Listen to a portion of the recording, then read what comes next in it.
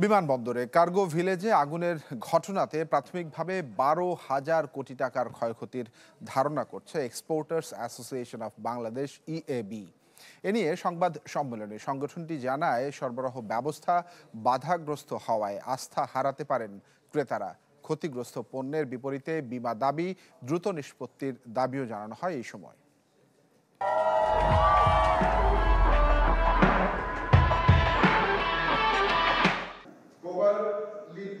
বিমানবন্দরের কার্গো ভিলেজে আগুন লাগার ঘটনায় ক্ষয়ক্ষতি ও নিরাপত্তা ইস্যুতে এই সংবাদ সম্মেলন করে রপ্তানিকারকদের সংগঠন ইএবি। সংগঠনের নেতারা বলেন, এই দুর্ঘটনা প্রশ্নবিদ্ধ করেছে কার্গো ভিলেজের নিরাপত্তা ব্যবস্থা। বলেন, আর্থিক ক্ষতির পাশাপাশি মারাত্মকভাবে ক্ষুণ্ণ হয়েছে বাংলাদেশের ভাবমূর্তি। অভিযোগ করেন, অগ্নিকাণ্ডের ঘটনায় দায় রয়েছে ক্যাব, কাস্টমস হাউস ও বেবি চকের। এমন অবস্থায় আর্থিক ক্ষতি নিরূপণে একটি পূর্ণাঙ্গ তদন্ত কমিটি গঠন সহ 6 দফা দাবি জানায় সংগঠনটি।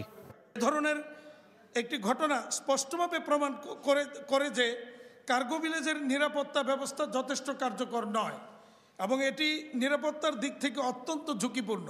এটি শুধু ব্যবসায়িক ক্ষতির কারণ নয়, বরং আন্তর্জাতিক ক্রেতাদের কাছে বাংলাদেশের ভাবমূর্তি ক্ষুণ্ণ করছে।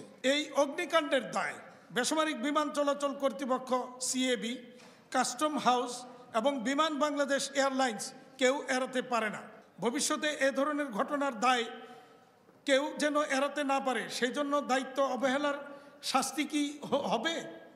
রপ্তানিকারকরা বলেন, প্রাথমিক হিসেবে ক্ষতি ছাড়িয়েছে $100 কোটি। এর মধ্যে চামড়াজাত পণ্যের কাঁচামাল পুড়েছে $10 লাখ, আর 32টি ওষুধ কোম্পানির ক্ষতি $200 কোটি, যেখানে গার্মেন্টস অ্যাক্সেসরিজের ক্ষতি $23 কোটি। তাদের মতে সরবরাহ ব্যবস্থা বাধাগ্রস্ত হবে আগামী কয়েকদিন, যার ফলে আস্থা হারাতে পারেন বিদেশি ক্রেতারা। গতকালকে সন্ধ্যার পর থেকে আজকে সকাল 11টা পর্যন্ত আমি 32টা কোম্পানির কাছ থেকে যে রিপোর্ট পেয়েছি, তাতে আমাদের প্রায় $200 কোটি মূল্যের র ম্যাটেরিয়াল এইখানে ভস্মীভূত হয়েছে। এই পুড়ে যাওয়ার ফলে হলো কি, আমার 90% ম্যাটেরিয়াল হয়তো ফ্যাক্টরিতে আছে, 10%-এর জন্য পুরো প্রোডাকশনটা বন্ধ হয়ে যাবে। আরও মাসখানিক গেলে সবাই বুঝতে পারবে কত বড় ধরনের একটা ভয়াবহ একটা ঘটনা ঘটে গেল।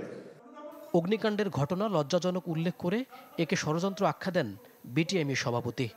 ইটস এ শেম যে এরকম একটা জায়গাতে এরকম অগ্নিকাণ্ড ঘটতে পারে এবং এটাকে প্রতিহত করার মতো তাদের কোনো ব্যবস্থাপনা ছিল না। এক ধরনের ষড়যন্ত্রই হচ্ছে আমাদের দেশে, একের পর এক ফ্যাক্টরি আগুন লাগিয়ে দেওয়া হচ্ছে। মইনুল হাসান, চ্যানেল 24, ঢাকা।